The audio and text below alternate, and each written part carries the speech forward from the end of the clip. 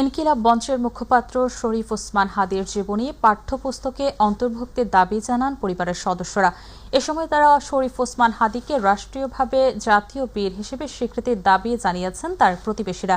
শুক্রবার তার নিজ জন্মভূমি ঝালকাঠির নলছিটি উপজেলার খাসমহল এলাকায় রাজনৈতিক দলের নেতারা এ দাবি জানান এবং উপজেলা ছাত্র জনতারা হত্যাকারীদের দ্রুত গ্রেপ্তারের দাবিতে উপজেলার দপদপিয়া 0 পয়েন্ট বরিশাল পটুয়াখালী মহাসড়ক 3 ঘণ্টা অবরোধ করে প্রতিবাদ ও বিক্ষোভ করেন। এদিকে হাদির মৃত্যুর সংবাদ ছড়িয়ে পড়ার পর তার নিজ জন্মভূমি নলছিটি পৌর এলাকা শহরের খাসমহল এলাকায় তার বাড়িতে আত্মীয় স্বজন, প্রতিবেশী ও শুভানুধ্যায়ীরা ছুটে আসেন।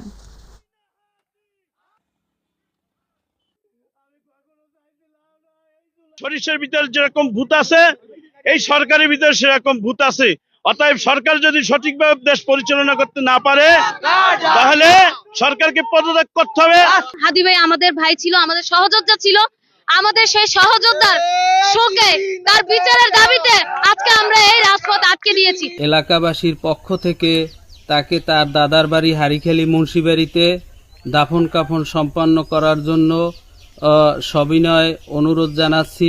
এই অঞ্চলের মানুষের দাবি হয়েছে তার জানাজাটা যেন আমাদের এখানে একবার জানাজা দেওয়ার পরে রাষ্ট্রীয় যে ব্যবস্থাপনা আছে সেইখানে যেন তাকে দাফন সম্পন্ন করে। যারা পৈশাচিক কর্মকাণ্ড ঘটিয়েছে তাদেরকে গ্রেপ্তার করে জাতির সম্মুখে দৃষ্টান্তমূলক যদি শাস্তির ব্যবস্থা চাই আমরা।